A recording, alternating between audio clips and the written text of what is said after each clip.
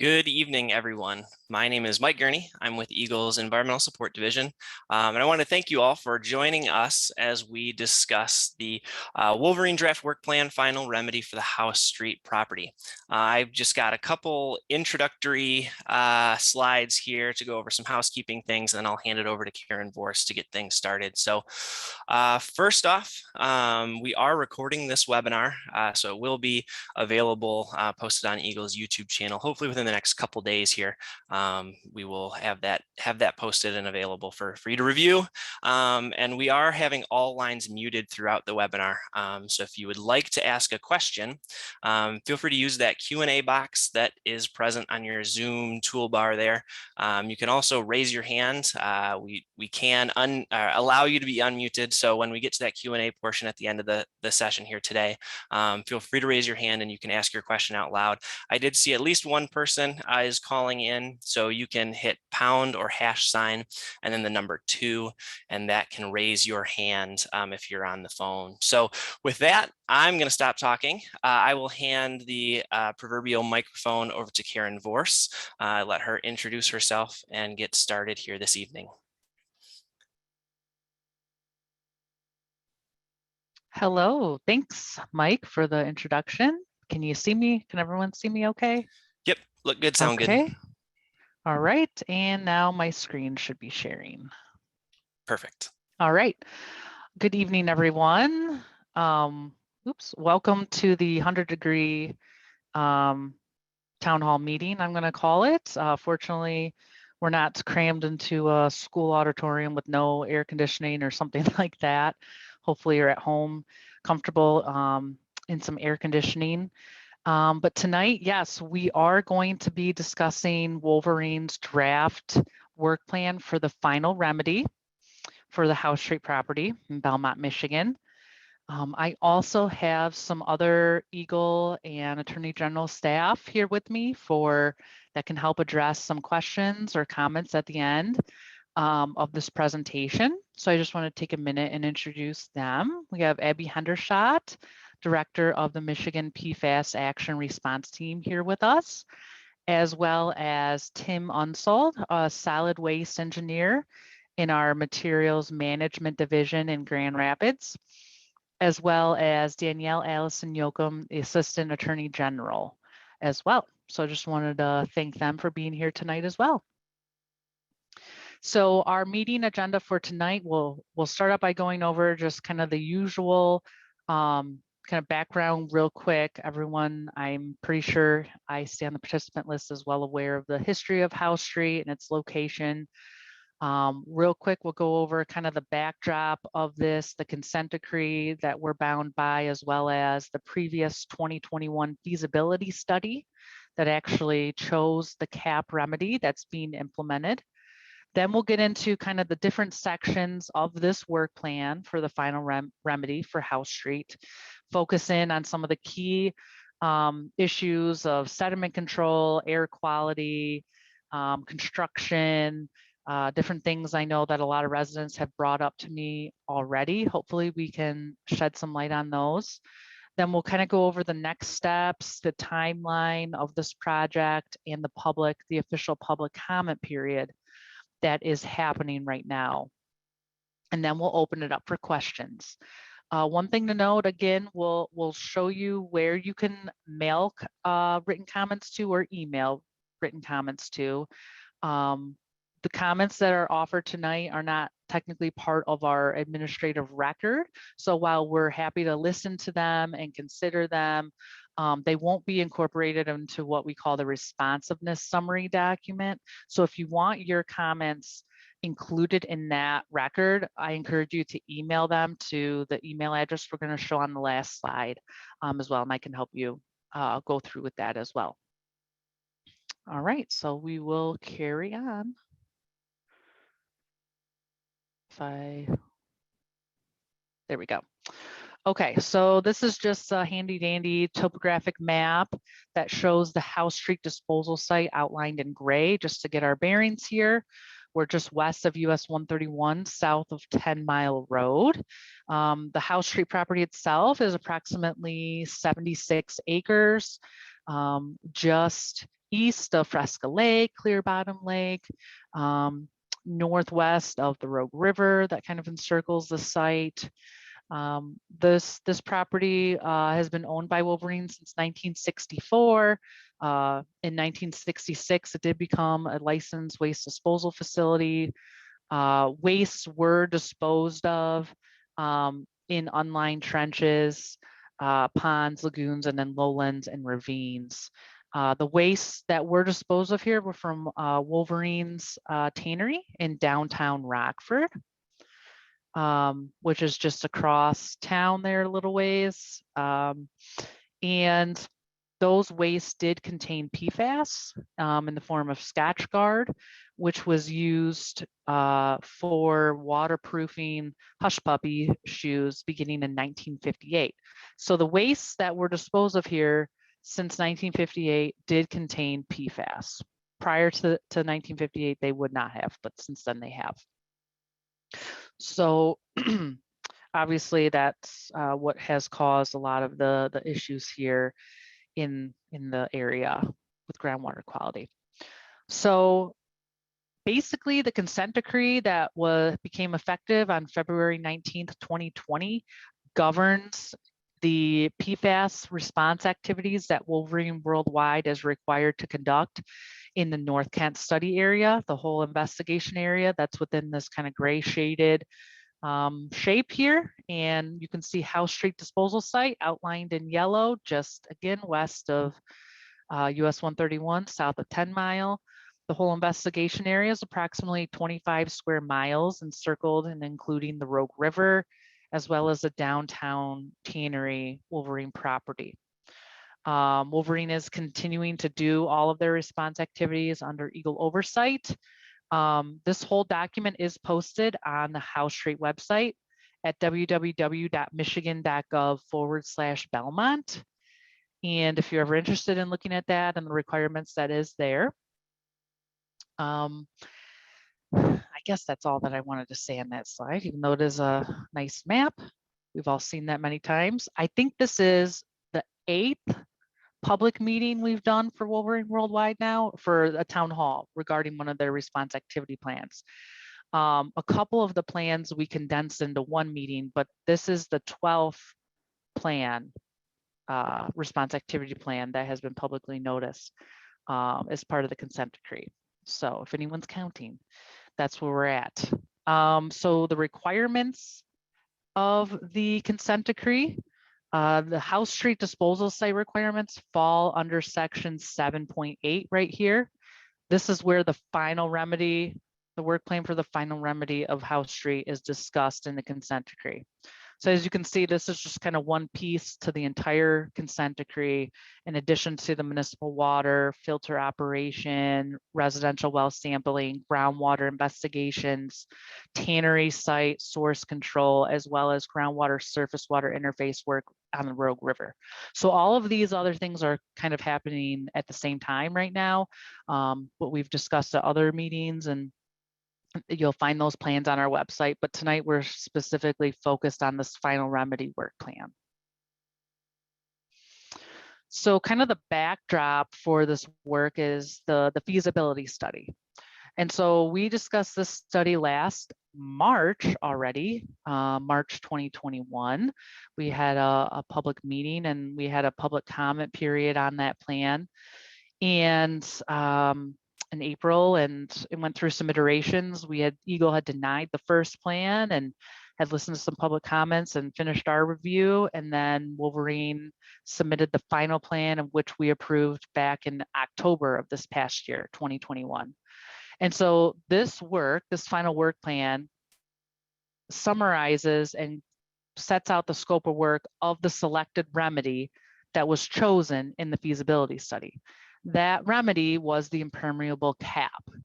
It was discussed in that plan, approximately 27 acres. And so again, this report provides the scope of work and design to actually implement and install that cap remedy.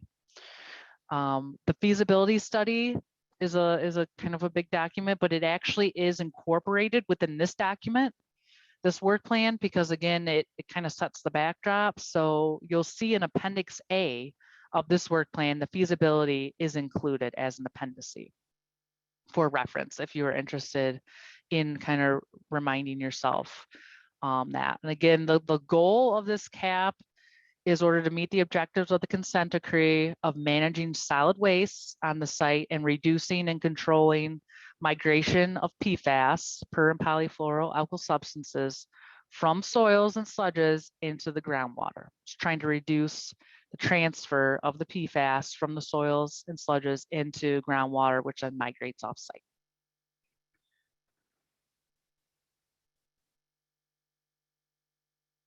Okay, so the next slide, extent of waste materials. A lot of investigation has been done at the House Street disposal site over the past 5 years now. A lot of it was done in the summer of 2018 and then 2019 with the time critical removal activities performed under US EPA order. As part of that order, EGLE requested that all samples that were collected at House Street also be analyzed for PFAS. So we were able to get an extensive amount, thousands of samples, waste samples, soil samples, groundwater samples of PFAS results on the site. And these little dots just show the test boring locations, soil borings, and where waste in the trenches, in the former trenches. You can see this old plan that kind of outlined where proposed trenches were, and you can see by the color of the dots where we found waste in the purple. And where no waste was observed. And so based on all of this sampling data that was completed, we were able to get to the point of showing three-dimensionally kind of where the waste materials are on the property and kind of the impacted soils between the waste materials. So the dark blue being the actual waste and the light blue being soil containing waste mixed with it. We're at approximately 83,000 cubic yards when you include the waste and the soils that are impacted with the waste. And so that's the figure on the left-hand side. The figure on the right-hand side is just kind of the lateral extent, bird's eye view looking down of where we have waste materials to deal with. These are the waste materials that are going to be incorporated and included under the caps for the site. Something to note also, groundwater at the site is approximately 60 feet below ground surface. So the waste material is not in direct contact with the actual water table in the area. There is, and we'll get into this later, some perched water zones, not continuous, kind of in little pockets within the waste areas that are also going to be dealt with from the cap. But the actual groundwater table is about 60 feet below ground surface here. So the draft final remedy work plan. It has 10 sections in the report text. So the beginning report text there has 10 different sections that are laid out here. Then there's 4 appendices. So when you're reading it, when you're reading the work plan, you're going to see references to different figures that are part of certain appendices. You're going to see certain appendices that are referenced and different attachments within those appendices. So it can be a little cumbersome to read through this and kind of work your way through. But if you just kind of remember as you're going through this, you know, okay, what section am I in? What appendix is it referring to? And then is it referring to a specific figure within that appendix or attachment within that appendix? That will kind of help you kind of maneuver through this, because it is a little bit, you know, it's not like a very user-friendly kind of a report plan that's being made. It's a highly technical work plan governed by the requirements of Michigan law. So it is a little difficult sometimes to maneuver through these. Tonight, we're going to be focusing on Appendix C and D. A lot of the engineering report figures we're going to be going over. The monitoring plan that's proposed, kind of the interim monitoring plan, I'll say, because there's a separate long-term monitoring plan that will be decided in 2 years. We'll also kind of go over some of the environmental assessment information of different regulations and requirements that were reviewed as part of this, as well as just kind of some of the engineering plan as to what this is going to look like and what sediment controls are going to be in place, stormwater drainage, air monitoring, a lot of things that if I was a resident living near this site, things that I would really want to get more information on as well. So here are the current site conditions. This is a figure from the submittal, figure 2A. And again, you'll see it's heavily vegetated right now, pretty dense old forest growth in some of these areas. Again, the site stopped being used in 1970s. So since the 70s, the site has kind of been left there and a lot of trees have matured and grown on this. There is these little lines here, the dash lines are topography lines. So you can kind of see we have a low ravine in this south central portion of the property, another low ravine kind of drainage area on the eastern portion of the property. And then on the north, there's kind of a high here, which then dips down to the north here, as well as a little drainage ravine lowland area right here on the western side. There are houses that directly adjoin the House Street disposal site that are shown with these little house marks, as well as houses that are off the map on the south. You know, there's House Street right here, there's houses there. And then over here is some more wetlands and clear bottom lake to the north and kind of west. So just to get our bearings, you can see the current access road that exists right here. That's going to be utilized during construction as well. And then something to note as well, this is a power line easement. So Wolverine, you know, doesn't own this easement. The power company has access to it. So you'll see in some of the figures like fencing that separates the northern cap area from the southern cap area. That's because Wolverine can't be blocking the power line easement during the work. So I just showed you the current site conditions. This is kind of a mock-up just to keep in your mind as we go through this presentation of the final site conditions. So the goal of this presentation is kind of go over some key points to explain how we get from the current site conditions to the final site conditions.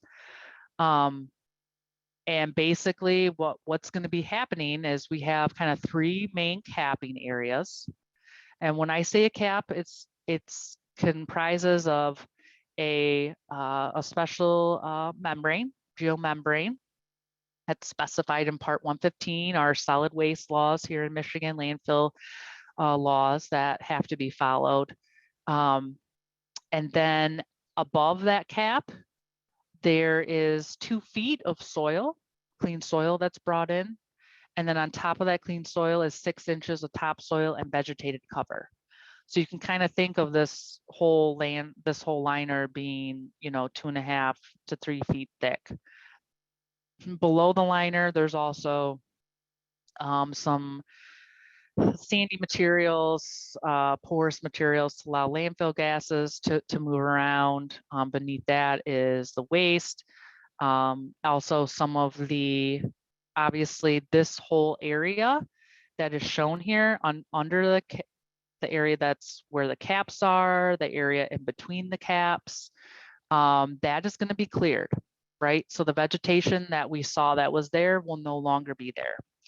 And so all of that is going to be chipped up very small and then incorporated as remediation waste underneath the caps throughout here. Obviously, we can't have the wood chips coming in contact with the liner either. So that's why we have to have that separation between the materials that are under the cap and the actual membrane liner. So also, you know, this kind of green dotted area in between the caps, we'll go over this a little bit more. This is kind of one of the landscaping plans. That's going to be kind of a seed mix. The landfill caps themselves will be lawn. Think of it kind of as a green meadowy lawn that will have to be established because they're going to have to be maintained and inspected and have gas vents on top of them.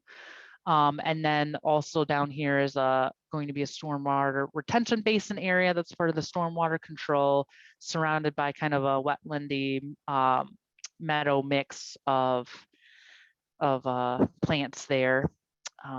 Where possible, the plan is to leave as many mature trees as possible. You know, here on the east and along the edge, we're able to be left on the west side, north, along in here. So that's kind of, this is by the end, I want us to have a good understanding of how we got here. And so, like I said, they're gonna have to remove the vegetation. This whole plan, and we'll talk about this later. So once the plan is approved, then we'll, you know, there's different permits that have to get, that Wolverine will have to also get through the county and water resource division. And then there's bids that have to be put out to contractors. Contractors are going to have to bid on this, and then you open the bids, and then you award the bids. And I know a lot of you are very familiar with the construction process of different projects. And so when it's all said and done, from when the construction starts to when it finished, right now it's estimated to be about 30 months. So in the beginning, you're going to have some time where you're still doing some administrative tasks, getting paperwork together, finalizing the permits right away, getting the bids out, getting all those in. So the actual construction portion is estimated to be about 30 months, and we'll go over that timeline later. But that's something just to keep in mind as we go through this. So obviously from the beginning pictures we saw, you know, these caps are going to total about 27 acres. There is some waste in certain areas outlined in this green, kind of this little green hatched areas, that will need to be moved and incorporated under the impermeable caps. So these are the areas that will be excavated, the waste materials moved under into this area and included, that will be under the cap. We'll go into some of the soil handling procedures and monitoring, health and safety stuff that is going to be required while these materials are being moved. But besides these materials, the other waste should not be disturbed. There's going to be, you know, soil like kind of put on top of them, graded out. We'll go over the grading, but this is going to be kind of the majority of the impacted soils that are going to actually be handled and moved around and incorporated on the site. Again, this is a diagram included within Appendix C, the engineering report PE 005, excavation and waste relocation plan. So another issue that I wanted to talk about is air quality regulations and air monitoring during basically the duration of this whole project. I wanted to bring up that our EGLE air quality division engineers are reviewing the emission values and the model used to kind of figure out if the methane or the non-methane organic compounds are going to pose any issues and trigger any sort of permits. I will say, based on their review to date, they reviewed their land GZA is what's called a land gem model. The calculations for emissions appear to be accurate. They have found no issues so far to date with the calculations. What's called the potential to emit, the highest emissions expected over the life of this quote unquote landfill for non-methane organic compounds is currently with the models identified to be 20.1 tons per year, which is below the 40 ton per year threshold that would require an air use permit. So they're about half of what would be required. And something to take note of that 20.1 tons is that number is actually highly conservative based on the inputs that were used for the model. So the land gem model input for the non-methane organic compounds, it used an input of 4,000 ppmv for hexane, whereas this value is considered really actually very high to be using for sites that are not subject to what's called the federal new source performance standards. This site could have used a value of hexane of 595 ppmv for hexane, but they went with the more conservative, larger value of 4,000. Just an example, if they were to use the 595 concentration for hexane, it would have reduced the overall emissions by an order of magnitude. So they've even lowered that 20.1 to much lower. Additionally, the model assumes the site is a municipal solid waste landfill. Municipal waste landfills generate quite a bit of waste, much more than what this site would generate, even when you do include the ground up trees that are going to be added. And so that makes these results of the model even more conservative. And so I just wanted to share that, though that is what our air quality engineers have shared with me. So I wanted to share that with the public as well, that review is ongoing too. As part of air monitoring, they're going to need to follow some dust suppression protocol. And the contractor is actually going to implement a fugitive dust control plan to meet these requirements. They're going to utilize truck tire wash pads prior to leaving the site, where they wet the tires down, making sure they're not bringing dust off site when they're leaving the site. They did this at the tannery site in 2019 when the excavation activities were occurring. There's also going to be dust suppression, which is common on construction sites around. If you've ever been on a construction site, you'll see watering with equipment down and dirt, or when they're knocking buildings down, you see the hoses watering the buildings to try to keep the dust down. And again, so that will be done like where I showed where those excavations are going to be taking place. That will be done around there. And so when they're actively moving the soil and things, we want to make sure that particulates are not getting in there and leaving the site. When they're moving overburdened soils around the site, constructing perimeter berms or other earthwork of layers to create the mound cap, we need to make sure that the particulate levels are below 2 micrograms per meter cubed. So in order to verify that, not only with the dust wetting, we're going to have air monitoring around the edge of the site. This is an example of an air monitor. You may recognize them from the work that EPA did in 2019 as well. Those are equipped with organic vapor. They're going to measure organic vapors with PIDs. We're also going to be measuring oxygen, hydrogen sulfide, methane, and combustible gas using 4-level gas meters in the excavation areas. That's for especially worker health and safety who are near the excavations. Airborne particulates will be monitored using a particulate monitor to make sure nothing above a certain micron is leaving the site. And then also wind direction is also monitored to know, hey, if things are leaving the site, where would they be going? We need to know that.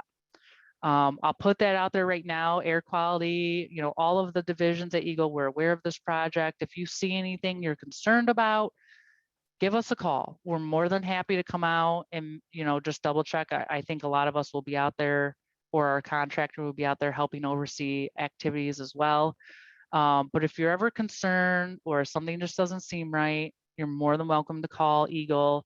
I know GZA has a lot of local contacts as well that you can reach out to, but we want residents to know that if you have concerns, especially with dust, there's regulations that are in place that we need to make sure are being followed.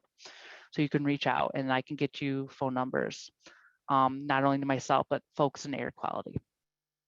So yeah, just wanted to reiterate the importance of this during the construction, especially because we have residential houses close by to kind of a major active construction site, which makes it even more important.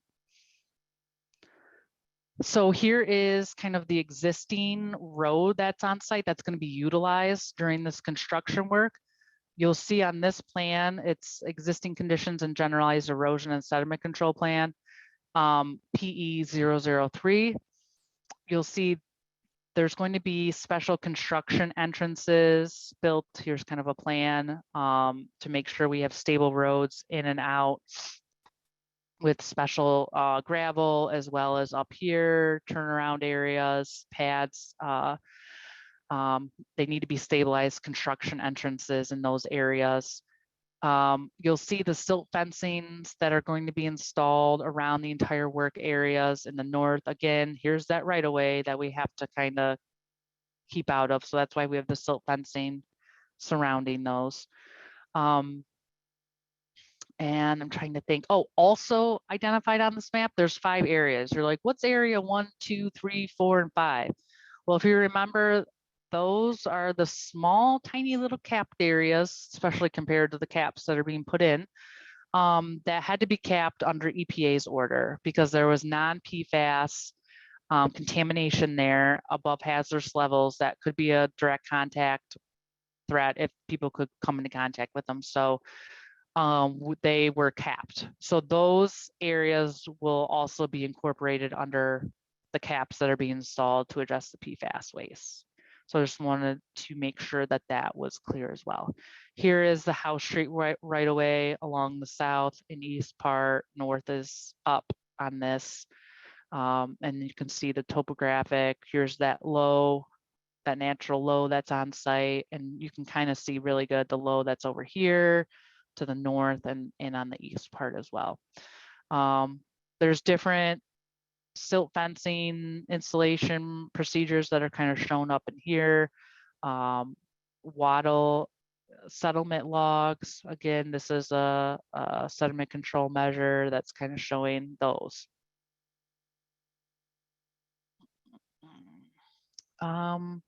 So as part of this, this isn't just the only sediment control plan, an actual soil erosion and sedimentation control permit. So we love acronyms, SESC. So I don't know, the SIC permit? No, I'm not going to call it that, but the SESC permit, soil erosion and sedimentation control, those are issued through Kent County. It's a state regulation, Part 91, but in our county, in Kent County, that's issued through the county. So once this work plan is finalized, this permit and GZA gets, we're okay with this plan and everything, then at that point in time is when you get your SC permit. So that has to go through the county review, and that has to be implemented to prevent runoff from leaving the site during the construction, because this is a very large site that's going to have work done. So it also triggers some other oversight from the state, which we'll talk about next. But the first step is getting that SESC permit through the county. There's also going to be long-term surface water management, which we'll talk about later, including the stormwater retention pond, grading, and the other areas that exist for drainage. Kind of to the north, we'll show how the landfills are going to be graded, the mounds to address that. Also, the area will be revegetated to prevent erosion in the long term. Erosion and sediment control implementation is detailed specifically in section 6.5 of the engineering report. So again, remember Appendix C, go there, look for section 6.5. It's discussed in there a little bit more. Also important to know, in addition to this plan, what the state really looks at too, and what GZA is proposing to do is the temporary controls that are implemented during construction, phasing the work, making sure we're not leaving large areas open at once, that we're finishing smaller areas to manage the soils that we have that could be potential issues with leaving the site. So completing sections or areas of construction in a timely manner, limiting the exposure of soil materials susceptible to erosion. Compacting the exposed soil surface as soon as possible, not leaving it uncompacted for a long period of time, right? When it's put in, get it compacted as soon as possible. Using hay bales, silt fences, mulch, soil stabilization fabric when needed. So that's a well-known procedure that's used on construction sites. Also, when this is all said and done, the topsoil areas are going to be seeded, fertilized, and mulched as soon as possible following the cap construction, not leaving that out there.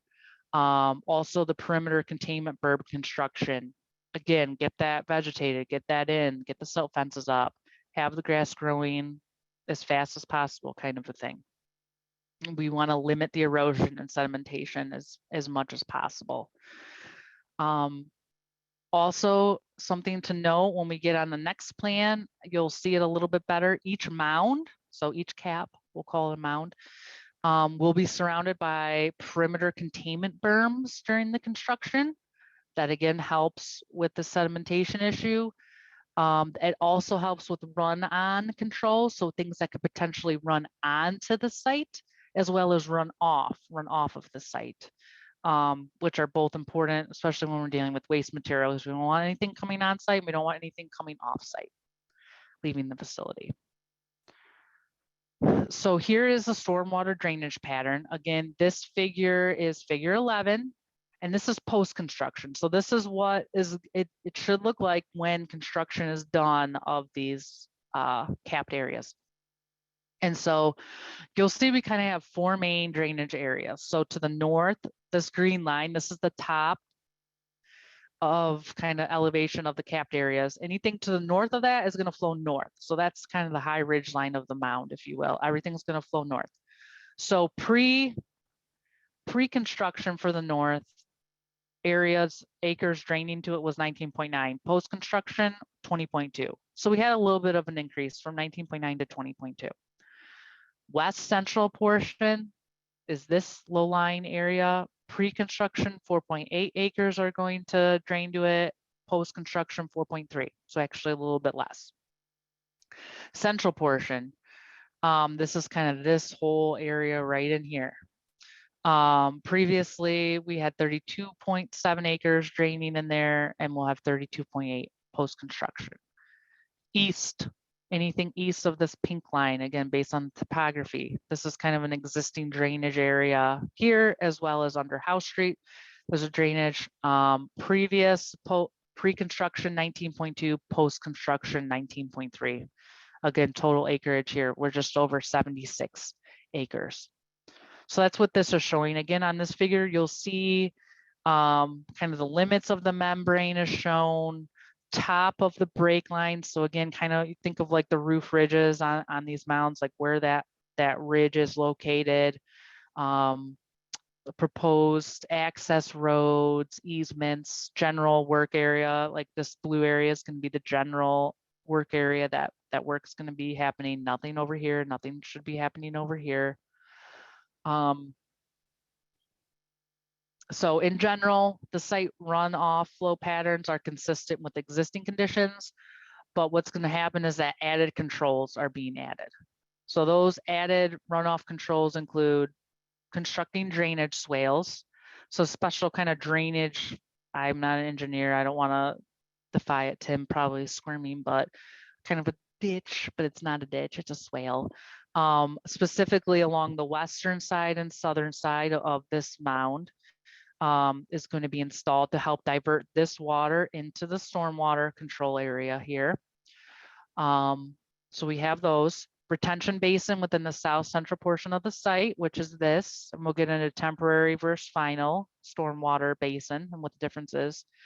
And then we have the regrading of the existing ground surface at locations adjacent to the mounds. So that kind of helps divert the water. So we're kind of showing the water where it needs to go based on the grading.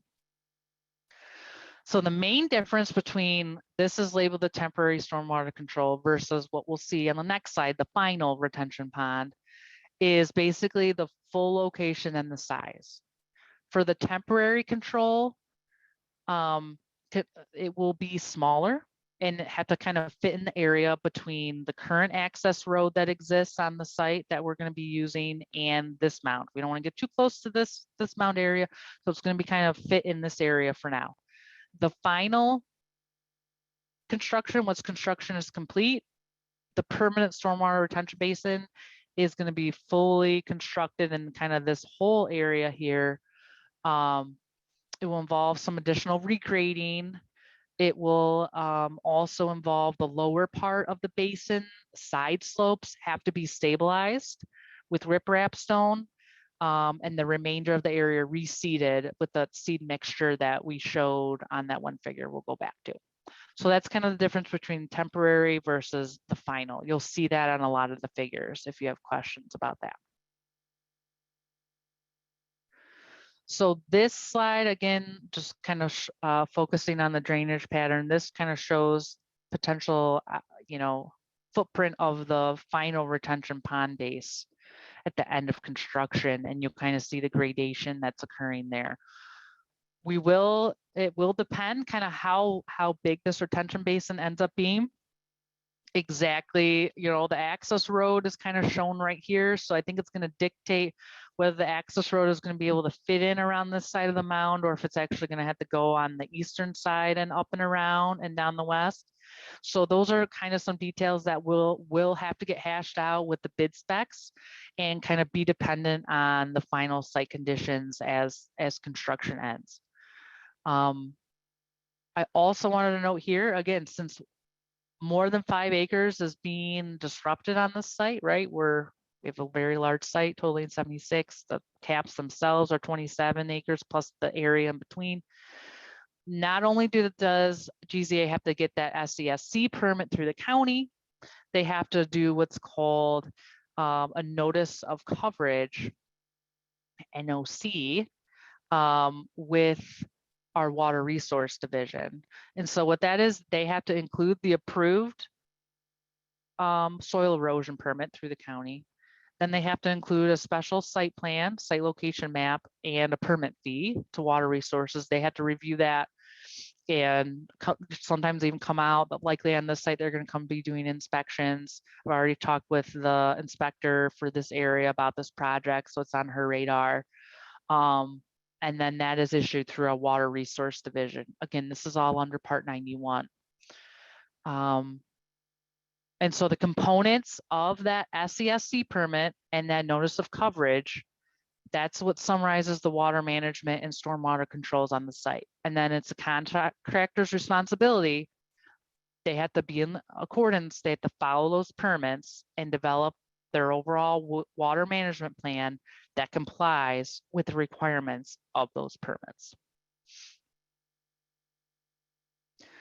And so when we have these mounds installed, obviously we're putting an impermeable cap over waste materials. Granted, it's not like solid waste like what we're at a municipal landfill, but we have some organics in the tannery waste. And so we have to have proper venting. This is a requirement of Part 115. We do not want methane or any other gases developing under there to unsafe levels. And so these little circles here with the black and white are proposed gas vents. We'll kind of see an outline of those. They're kind of like little pipes that stick up with a little hook on the top, kind of like a candy cane is the best way I can describe them. And there's 20 of them proposed, so roughly about 1 per acre of the mound. And so there's a detail of the gas vent presented that we'll go over. So again, they're very important. They allow gases, if they develop under the cap, to safely vent to the surface passively.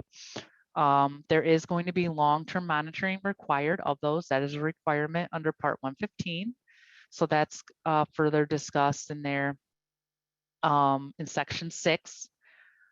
Additionally, in addition to the gas venting, this is kind of something that the team came up with because we were interested in what's going to happen to that perched water that's stuck. Again, not the groundwater table, but the shallower water that's kind of was intermittent depending on surface water rain events. That perched water were within some of these gas vents is proposed some piezometers, meaning the GZAs can be able to go and measure depth to water where we had previously found perched water.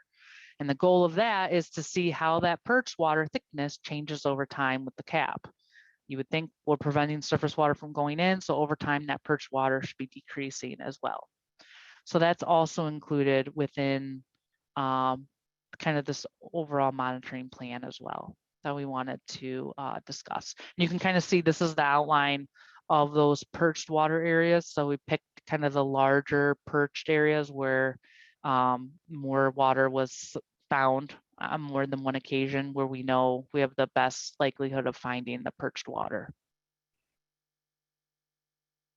Okay, we're doing good, guys. So here's the landfill gas cover vent. Again, this is where, I'm not making this up, where to me that looks like a candy cane. Again, I'm a geologist, sorry, I'm not an engineer. So again, this is going to extend down to as needed to monitor the perched groundwater as well. So it's, they're going to design this in a way where it can be used for perched water and appropriate gas venting. You've heard me talk about the drainage swale. Again, this is kind of the riprap, a geotextile down with the riprap on it, kind of like basically a very nice engineered ditch around. It's kind of a side view of that, as well as perimeter berms that are going to be erected around the mounds during construction. Again, part of that sedimentation control issues that we need to. Again, this is PE 021 figure from the report. So this is kind of a profile from House Street over here. This is where House Street would be when you're looking north. This red dashed line that my cursor is following is the current existing ground surface. So this is what the ground surface is at currently. The finished grade, proposed finished grade of the mound is this solid line right here. So you can see in most parts of the mound, we have about a 4 to 5 foot difference of the existing grade to the proposed grade. There's some areas that are a little bit more in the low lying areas, like right here, like that's a little bit more because it's kind of like goes in a little depression. But for the most part, 4 to 5 feet is kind of what we're looking at for the difference. So I didn't want, some folks started talking about ski hills and things. This is not going to be a huge angle, like right degree angle, huge slope. This is pretty close to existing conditions in a lot of the site. So I just wanted to kind of clarify, that's what this drawing is saying. So the landscaping plan. This is a requirement of part 115. There isn't too much detail in the regulation of all of what has to be included in the plan. So that can be open for interpretation. But again, this is showing the capped areas being seeded with lawn, established as a lawn. The areas kind of surrounding some of these capped areas, native conservation seed mix. So kind of think of wildflowers, things that are native to Michigan that will kind of fill in there. Directly surrounding the retention basin area is the plant meadow wet mix. So more of kind of the emergent plants, the wetlands type plants that can survive there. Also on the next page, we'll kind of see a topo or a profile view of what it will look like from the street. You'll see that currently in this plan, it talks about the chain link fence. So currently the fence that's there was required under EPA's work, and it has all of kind of the signs that are on it. So as this work is completed and done, there's obviously going to have to be discussions with EPA as well about fencing that can be installed that's not just the chain link fencing that was required under their order now that things are controlled and under the cap. So there will be further discussions. That's going to be, I'll tell you right now, a comment back to Wolverine with clarification regarding the fencing, knowing there's multiple parties involved. Obviously, you have the residents who don't want an ugly fence. I don't blame them. You know, they want something that looks nice, but it's not. I just wanted to be clear, it wasn't Wolverine being like, we're just choosing the chain link fence. It actually was because this is the fencing that's been required under the EPA order. So that's something that we need to kind of look at as time goes on and to see what all parties will be okay with having put in. Another thing that I wanted to make note of here was that in this plan, it talks about local ordinances for when this work is being completed. There are local Plainfield Township ordinances that limit working hours. So you can't have anything before 7 a.m. or later than 8 p.m. You can't have any loud equipment on Sundays. And so that was in their plan. If residents have other concerns, I think that would be a really good comment to provide. I've had some residents bring up school route days, so understanding the timing of when the buses are there, the months of the year for trucks to consider that. Any other concerns that you have, I think that would be a really good area to also provide comments on to EGLE, as you know, we're not local residents and know all of that information. So from House Street here, so this is if you were a car viewing the cap up House Street. Here is the 6-foot fence right there along the property line. Here's a 10-foot tall tree. So there is going to be some tree plantings along the edge of the landfill where trees weren't allowed to be capped because of the cap. Obviously, the type of tree has to be picked carefully because we can't have the roots going laterally under the cap and impacting the integrity of the cap. But this shows kind of a 10-foot tall tree.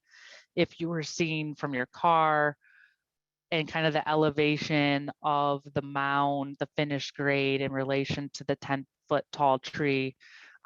Here it shows the current existing ground surface, this dash line in relation to the finished grade. And this is someone standing there on the western property looking east. Again, here's the 6-foot tall tree, a 6-foot tall fence, 10-foot tall tree. Here's kind of that perimeter swale we were talking about. And then here's the cap and the finished grade going down there in relation to the current site profile. And these were elevation views included as part, included within kind of the landscaping plan views. So that gets us to the last section we're going to talk about, and that's Appendix D, the monitoring plan. So as part of this and in the consent decree, it discussed the requirement for monitoring of this cap system. So what's proposed now is those piezometers, those wells that are going to be installed within the landfill cap and historical perched water areas. Those piezometers, the water level measurements, will be completed quarterly for 2 years following cap installation. And why 2 years was selected is because once completion is done, once this remedy is implemented, 2 years after that, a completion report is due. And in that completion report is the long-term operation and maintenance plan that's going to be needed for 2 year forward.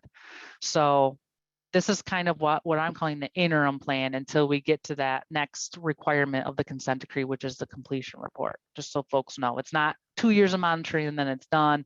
It's 2 years of monitoring, then the long-term plan is proposed. And then we'll probably be here again with another public meeting and talking about that based on the data that's been collected over the 2 years. In addition to the piezometers measuring the thickness of that perch water, there is some groundwater sampling from 9 existing monitoring well clusters that were previously installed as part of other investigations that exist close to House Street, and then also along kind of the spine of what we call the primary plume that leaves House Street with the highest concentrations. So those they're proposing to do sample those 9 well clusters 6 months after construction completion, then 1 year after that, 6 months. So then we're getting close to that 2 years again. So then they'll summarize that 6-month sample and then what we would be a year and a half out sample.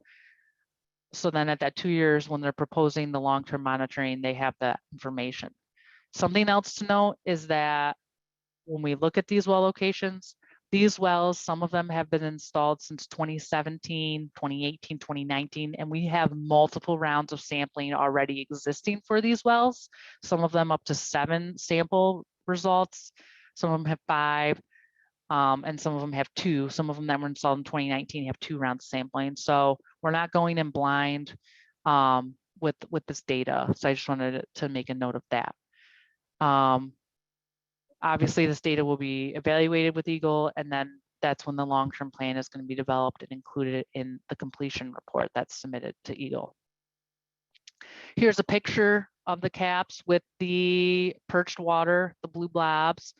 The yellow dots are those piezometers we talked about that are going to be installed to monitor the thickness of that. This was in the monitoring plan, which is Appendix D. So this is figure 1 of the plan. And then this is figure 2. And this identifies the cluster of those 9 monitoring wells. Something to note here is that the so the piezometers are going to be measured quarterly for 2 years. The groundwater wells are going to be sampled one time 6 months and then one time at a year. The hydraulic conductivity and the seepage velocity, groundwater flow movement here, it kind of ranges depending on what we have in the subsurface, the geology, the lithology, but it's anywhere from 1 foot per day to 2 feet per day. So if we're looking at, 1.5 foot per day as an average, somewhere between 1 to 2 feet per day as a seepage velocity, you're looking at 360 feet per year, or if it's 2 feet per day, 760 feet per year. So that means the water that's at House Street, if it's migrating offsite, it's traveling between 360 to 730 feet per year. So if you measure the distance between House Street and the Rogue River, it's about 11,000 feet. And so I just want people to understand that over time, we're going to see concentration changes in these wells down the spine of the plume, but it's not going to be immediate per se. We might have, especially these wells closer, which is why they were chosen. We might see some more things because those are closer. We are changing the dynamics quite a bit up there, but you're looking at, potentially 20 years at least before you may see some changes here, even more so at the Rogue River. So I just wanted people to keep that in mind as well, based on the site geology that we're dealing with. So based on our review, based on consideration of public comments, we're going to review this plan, approve with conditions, or deny. That is on track for this summer. Then project implementation. Once the work plan is approved and submitted, the work will commence according to the proposed schedule.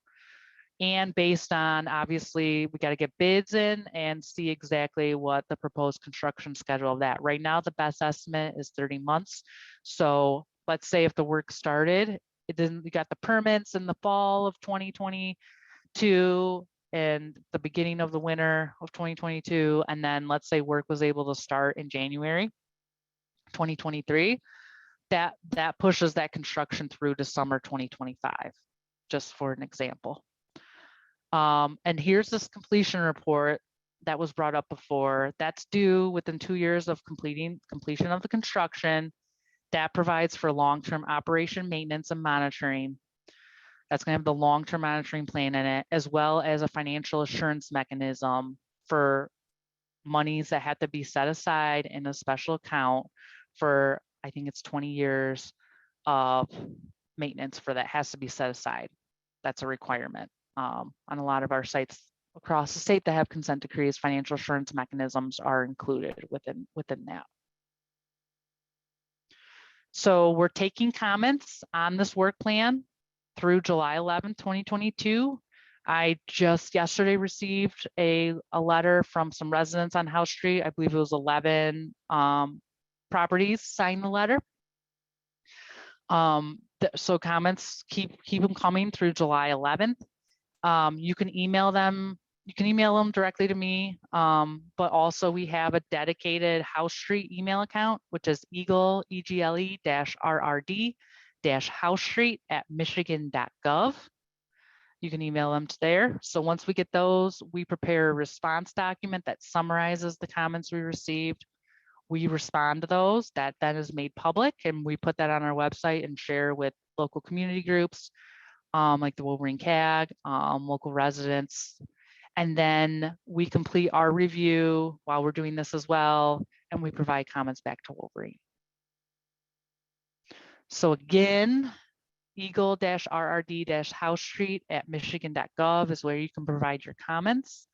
Or if you prefer, you can mail them to me, to Karen Vorse, EGLE-RRD. Our address is 350 Ottawa Avenue Northwest, Unit 10, Grand Rapids, Michigan, 49503.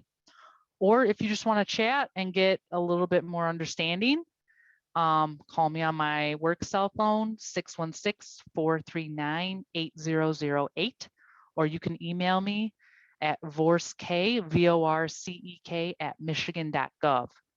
And just a little reminder, when you're submitting comments, like I said, we've had 12 plans for this project. Just make a note that you're submitting it on the House Street work plan for the final remedy, just so there's no question on what the comments were on. So at this point, I'm sure you're done hearing me, and we can get some of the other panel members on. Tim and Abby and Danielle, if we have, I'm sure I was trying to focus on the presentation, but I'm sure we have questions in there. And if anybody wants to raise their hand, we're opening it up to questions. Yeah, thank you.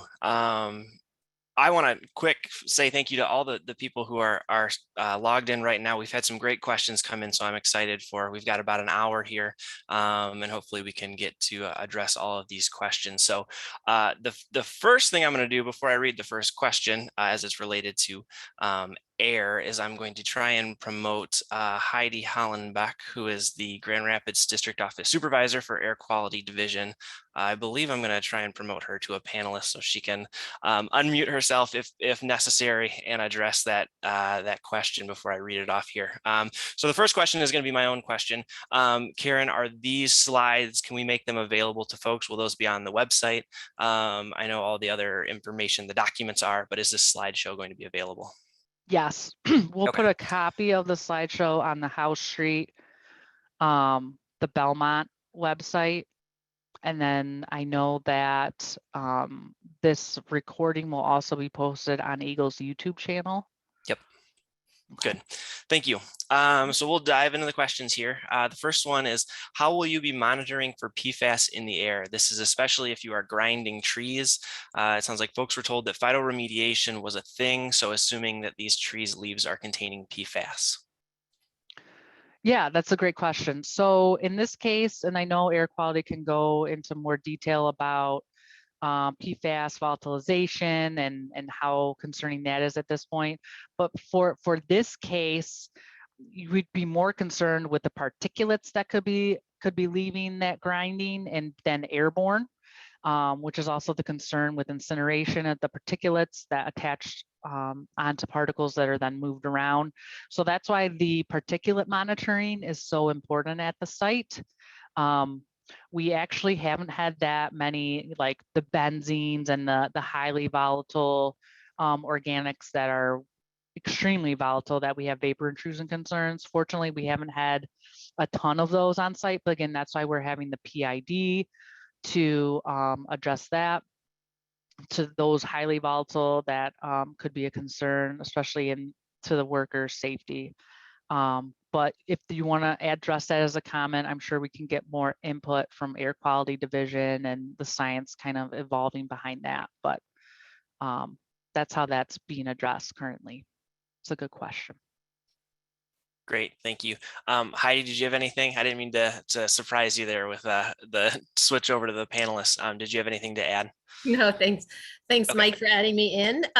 No, I think that was a great answer, Karen. And particulate is definitely the pollutant of concern in this situation. So with the monitors that are being installed, that will identify any issues that come up with that. Great, thank you. So the next question here is, what type of soil is specified for placement in the caps beneath the topsoil and above the geomembrane liner? And I know I've seen those details in there. It talks about fill that will be brought on site and certain specifications that needs to be. Tim, do you remember offhand where that is? I do not remember offhand. Okay. I do know what the requirements are for it.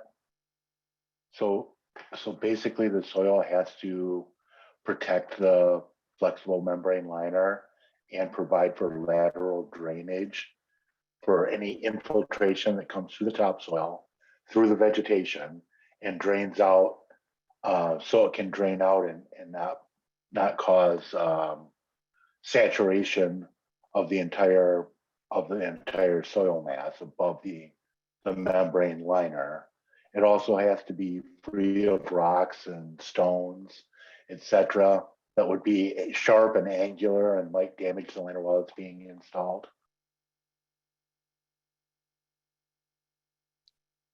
Great, thank you. And I would just, always kind of 2 points here. So number one, I'm going to follow up with all the panelists here today and make sure they have a copy of all the questions that were Perfect. submitted. And so if there's any follow-up that's needed, Karen will have that. All the rest of the folks on here will have that, and they can follow up with you specifically. Also, as her email is still up on the screen, if you do Yes. have follow-up questions, I'm going to volunteer Karen for that. Reach out. That's what we're here for. So feel free if there's any follow-up that's needed after tonight to continue to do that. So the next question here is, who will select the contractors for the work? How do we ensure some quality control over the selected contractors to make sure the best contractors are selected and not just the lowest bidders? Will there be some kind of citizen oversight? Yeah, that's a great question. So as far as I know, there is certain bonding requirements, insurance requirements, things like that that are required on these types of sites. Obviously, Wolverine would want to take on the liability of that. And again, it's also going to depend on how many contractors we have bidding on this. It isn't necessarily always the lowest bid that's considered. There is factors that are considered. As far as public input on that, I am not aware of any requirements under 115 that would be required of that. They need to meet these requirements. Whatever contractor selected has to meet the requirements of 115, 201, air quality, the county. So whoever they are, they have to meet those requirements. Also, the consent decree, any work that's being done, it talks about the insurance requirements that have to be met by a contractor and things of that nature. So I can follow up with this specific citizen more on this with kind of the general process of how these things go. But just an example for the water main installations, Plainfield Township bid that out, selected a bidder on that. They're required to meet certain things at Plainfield Township. Yes, we've gotten, and it's great when we have citizens out there, they call, they have a concern about this or that. We can call the township, hey, follow up on this. What's this going on? So I anticipate that whoever is chosen is going to have a lot of eyes on them. And I think it's going to be a lot of media, a lot of EGLE, citizens, county, city, basically every level, the feds, basically every level of government is going to be watching them. Not to scare anyone who's watching this to bid, but we're going to be watching.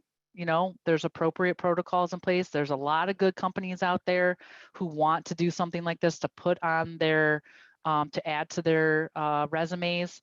So we're hopeful that we can get those good quality companies out there to bid on this. So if you know of any good companies, when they put out the solicitation for bids, spread the word.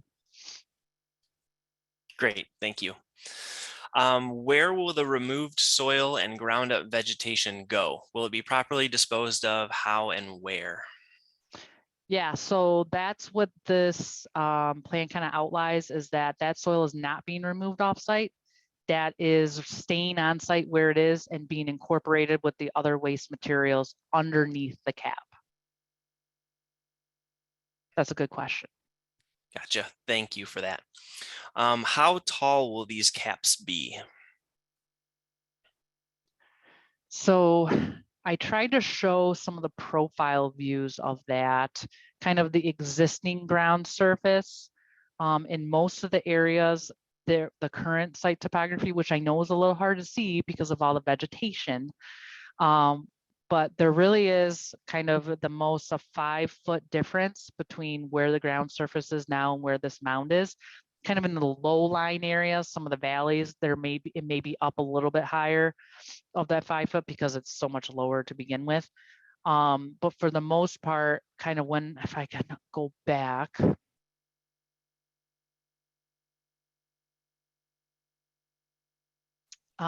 If you're a car right here looking up at House Street, you have your 10-foot tree, we're at 780, elevation. Here's the natural topography right here that we're following. Here's the constructed mound right here.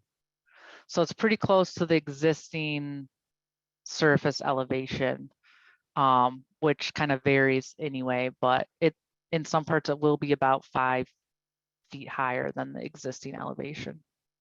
Great, thank you. Yeah, and I know a handful of these comments or questions came in throughout the presentation. Right. So I think it might be helpful as we go kind of flip through some of these slides. I think Okay. that might be great. So there was, I think, a comment as we were kind of building through. A lot of these came in kind of the 13 through 17 slide numbers. Okay. So I think there was a comment that on the timeline. And so saying that soil exposure areas would be covered and vegetation landscaping will be done as soon as possible seems to be a vague expectation. And it's questionable how this would be enforced. And so I know at the end of the slideshow, you talked about the timeline. So the question is there a reasonable timeline that could be introduced into the plan so that this part of the construction is not arbitrary or vague, but instead guided by a specific expectation?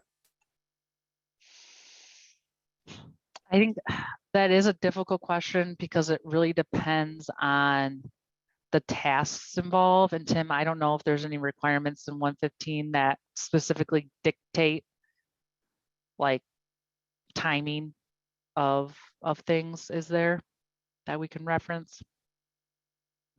There is, but I don't know how applicable it is to a situation like this, Okay. where a landfill is required to final close within 180 days of taking its last waste. But keep in mind, these landfills close along as they're taking waste as well. So they don't leave open, a large area that has to be closed at the very end. Mhm. And of that 180 days, they can also get a 1-year extension on it. So, we're looking at 18 months potentially, but usually we don't have that. Yeah, and I think this person's wondering, like, if this waste is excavated, like in this portion, oh God, where's it? Here we go. Like, let's say we're digging up here, like, is there a way we can be like, oh, depending on how fast that's dug out, within X amount of time, hours, days, what have you, can that be covered? I think that's what that person is asking. And I don't know, I'll be honest, I don't know if that is something that we can specifically say, like a prescribed amount. It's more of meeting the requirements of the sedimentation plan. Like if we start seeing dust and the meters start going off, then we know there's a problem on the inside that has to be addressed, kind of a thing. So it's kind of like we have these markers that they have to be within. Obviously, if we start seeing soil eroding away, filling up the swales and the berms, that's another red flag that they're not maintaining that properly and they're not following it. So we kind of look at rather than specifying it, because it really depends on the type of work and where you're at. And sometimes site conditions can change very quick. And you really need that contractor to be able to make the best decision that's safest for their team as well. So those are kind of what's governing them needing to meet those obligations under that Part 91 permit, the SESC, the air monitoring, site control, fugitive dust, things like that. But we can look into that more too and discuss it. But I'm not aware of any plan or any site where the agency has ever been able to legally put like a time frame on certain work being done like that. Okay, thank you. Mm-hmm. Is there a plan for long-term land management or forest management of the property? For example, it may sometimes need wildfire suppression, controlled burns, removing dead trees and brush in order to avoid larger fires that could potentially spread particulates. So the long-term operation and maintenance will be included in the completion report. And that would need to include really just maintaining the site, including that heavily wooded area around. We are in a residential area and there are certain air quality regulations that have to be met. So again, I'm not sure what triggers certain like prescribed burns and things like that in certain areas. But whatever, you know, requirements are needed would need to be addressed in that long-term operating and maintenance plan. I hope that answers your question, but specifically talking about prescribed burns, I know that that is specific to certain areas, I don't know if that can be applied to privately owned land, if that's just state-owned DNR type places, state forests. There's a lot of variables with that, I think. Okay, thank you. There were two questions that were submitted fairly close to each other that both had to do with flooding in the area of the cap. So I'm talking to my co-host here who's monitoring the Q&A. I'm going to skip around a little bit, Matt, so hold on tight. How will the drain retention areas hold up to severe flooding, historical flooding events? And then, like I said, I'll read the next question after that. It's a little different, but very along the same vein. So how will the drain retention areas hold up to severe flooding, historical flooding events?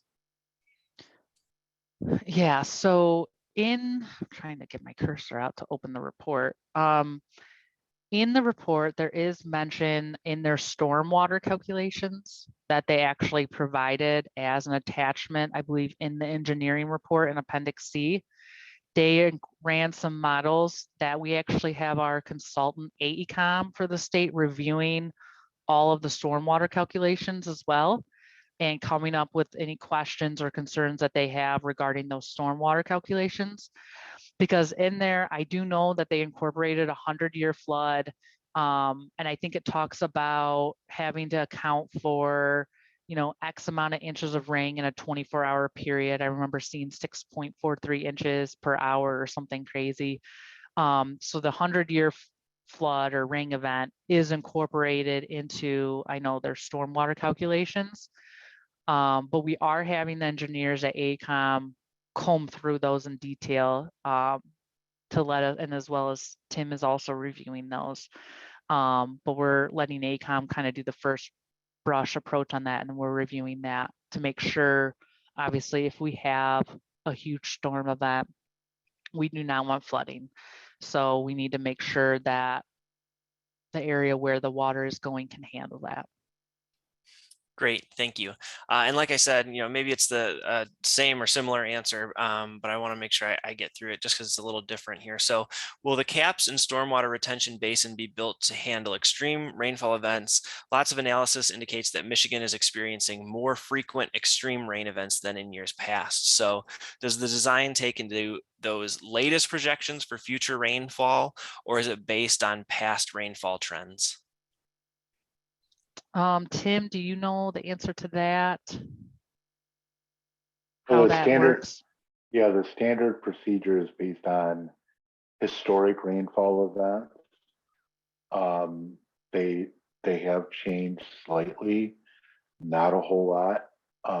One thing to keep in mind is these are relatively low sloped hills.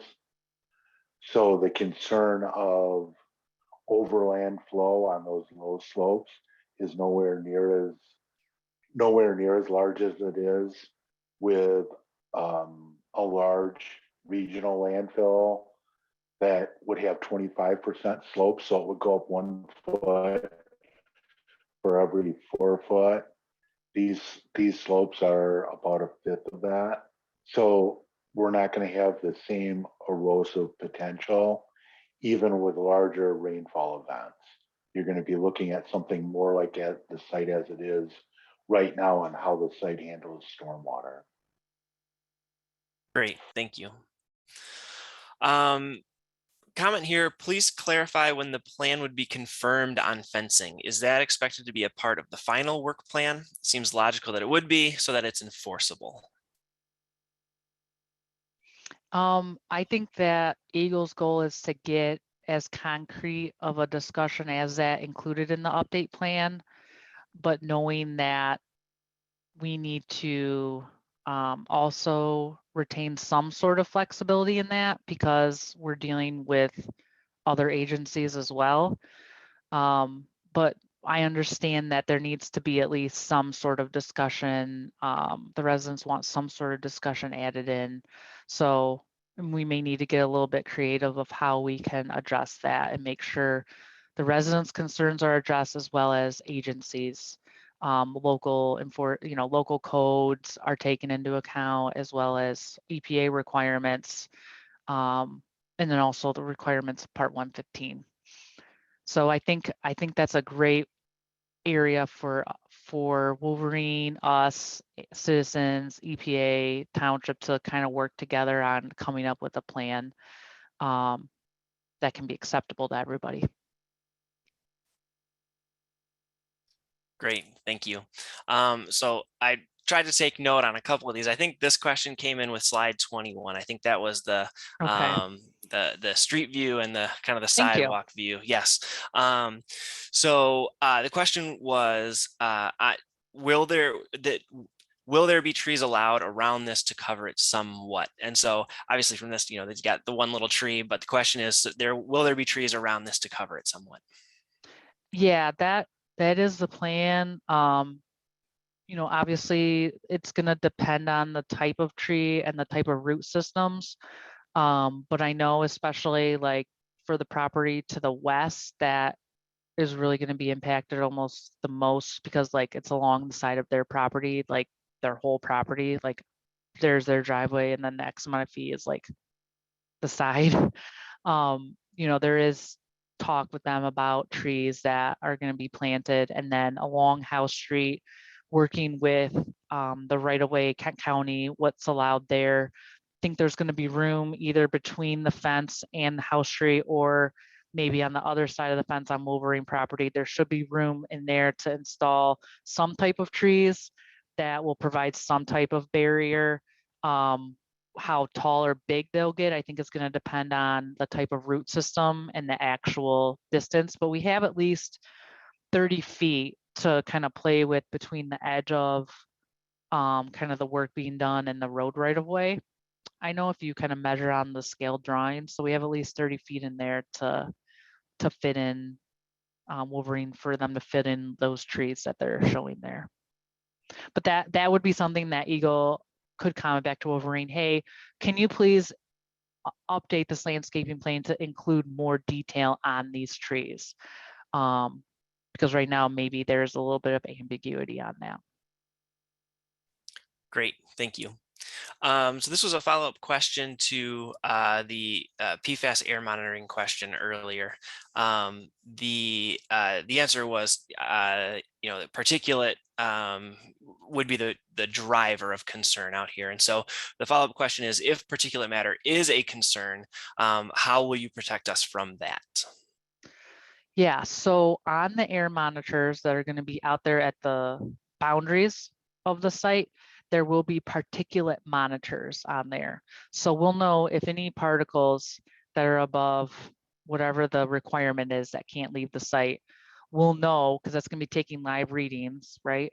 And there's some type of alarm system or whatever, so folks know, hey, we have an issue, we have particulates above this size leaving the site. We need to implement our dust control programs. We need to stop, we need to address this. Tim or Heidi, did you have anything else you want to add on to that, how that works? Yeah, so the monitors would be set to indicate a problem when a limit would be exceeded that would be of concern, and the company would be required to take immediate action to address the problem, whatever, excuse me, whatever it might be. So yeah, I think everybody has to be vigilant on that and protecting the neighborhood. So. Great, thank you. What assurance do we have that the impermeable cap will truly be impermeable long term? A 40 mil membrane doesn't sound like much, as its thickness is 0.04 inch. Can a thicker membrane be used? And what about seams to seal sheets of membrane together? Tim? So a thicker geomembrane could be utilized, but it doesn't necessarily make it any less permeable. Geomembranes, the plastic liner prevents water from getting through or liquid from getting through, and also gas from getting through. And just like as an example, with a balloon, a thicker balloon doesn't make it any more, make it hold air any better. Part of the cap system is to have a properly protected flexible membrane liner. So the 40 mil, while it seems like it's not all that thick, is much thicker than, as an example, a very heavy duty trash bag might be 6 mils thick. So you're looking at, say, 7 times thicker than that, but it's also protected with the soil, both above and below it. So nothing is going to be impacting that. There's 30 inches of soil above it. So you don't have to worry about being exposed to the elements or a hailstorm or anything like that. As for seaming it, the requirements are that the entire liner be seamed. They typically come in rolls about 23 foot wide, and then they're seamed together. The rolls are laid out and it's seamed to the next, the layer that was just put down.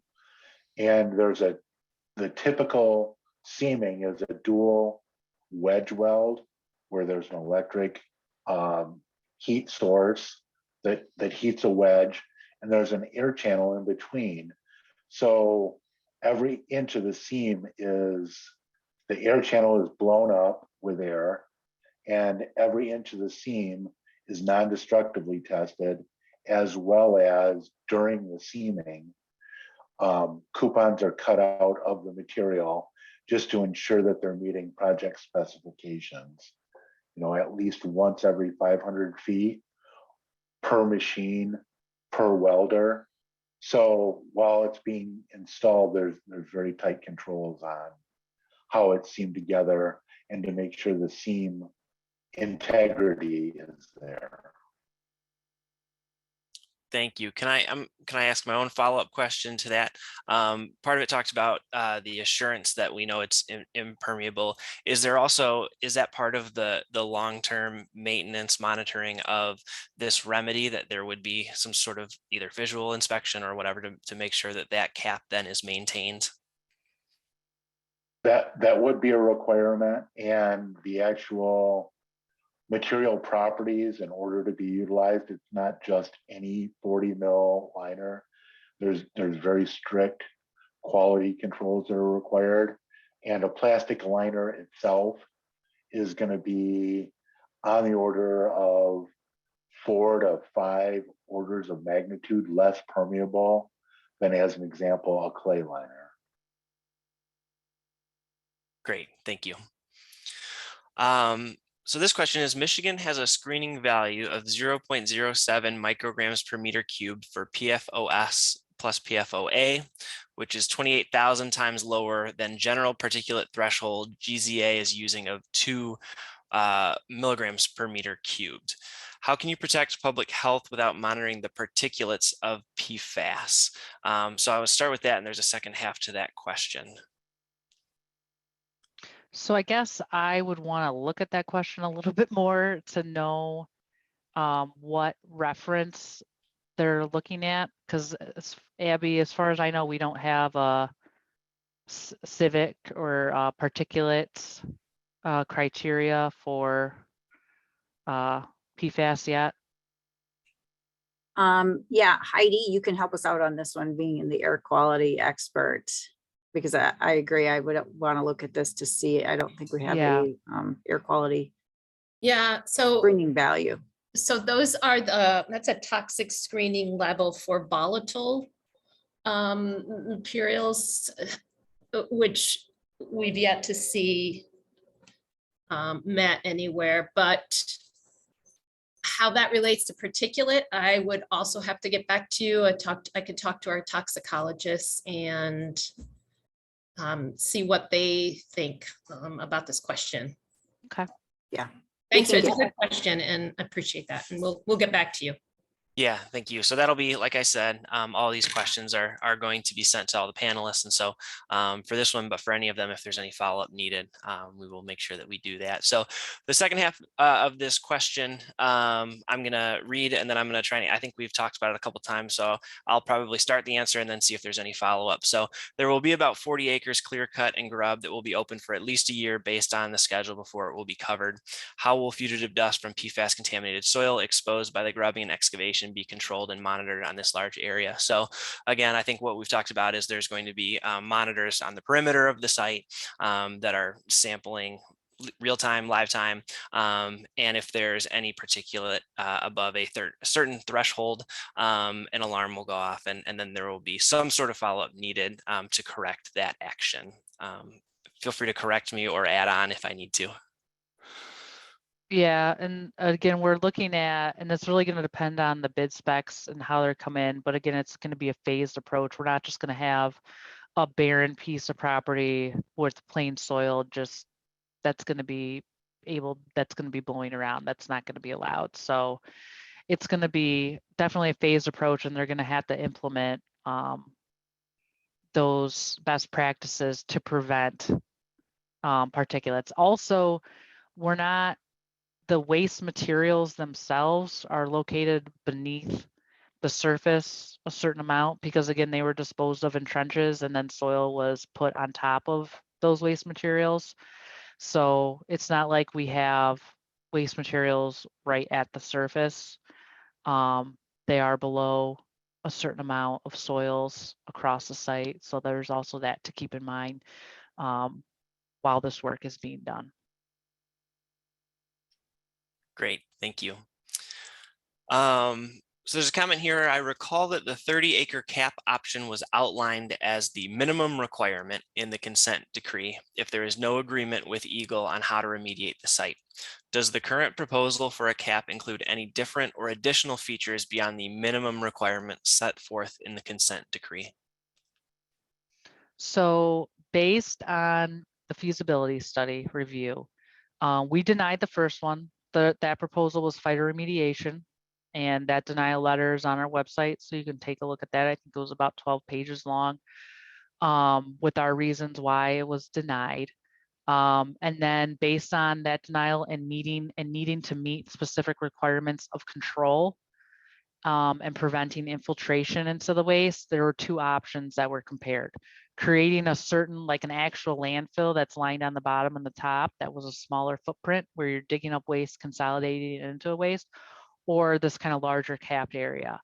And when we looked at the cap area in preventing infiltration, because it was a larger surface area, it actually was doing more to prevent PFAS remaining soils from coming into contact with the surface water, because below the waste material, we still have soils that are impacted between the water table and the bottom of the waste from years of infiltration of groundwater. So the cap option actually, since it's a larger footprint, prevents that those soils from remaining uncapped within the landfill option. So as part of this, it was kind of if we can't agree, this is the minimum option, but I think it actually shows how in meeting the requirements, it's actually a good option, a better option than even the landfill cell for preventing surface water coming into contact with contaminated soils, because again, it's a larger footprint that's being covered. So yeah, that all of that is definitely explained in the feasibility study and kind of the pros, cons, and the comparison of those, if you're interested in that, or feel free to give me a call and we can kind of talk about that too. Great, thank you. If the groundwater depth is approximately 60 feet below the ground surface, how close is the buried waste to the water table? And what was the maximum depth of waste observed? believe the maximum depth of waste observed was kind of down in a ravine, and it was about 20 feet below ground surface. And so you have about 40 feet, sometimes more in other areas, depending on where the groundwater is. It's usually about 50 feet separation between the waste and the water table. Great, thank you. How is Wolverine disposing of their toxic materials now? So Wolverine's tannery is closed in Rockford. So they're no longer doing any tanning operations there. This dump is closed. So I guess your question may be where their current operations are, which I'm sure you could find on their website. Cool. Thank you. There was a follow-up comment to the question. I know there was going to be some follow-up about the air quality question we had, and just the follow-up comment that like I said, I'll include in the little report to you was just noting that PFAS adsorbs to particulates, and so including that kind of just in the whole part of that conversation in the follow-up. With that, there's no more questions that we have in the queue here. So I want to, again, repeat to everybody who attended today. I really, really appreciate the conversation. Great questions. I enjoyed having that conversation with you this evening. So thanks again to all of our panelists. And Karen, I'll turn it over to you if you have any last minute things to say to everyone. No, just thank you for hanging on till the end here and going through this. You have my contact info, and I look forward to hearing from more people. Than some folks have already submitted comments, so we're already starting to kind of look those over, and we really appreciate it. So anything you have questions, concerns about, please reach out, and we'll get back to those folks with those specifically, those air quality questions. Those were good. Awesome. Well, with that, thanks, folks. Have a great rest of your week. Thank you. Bye. Thanks.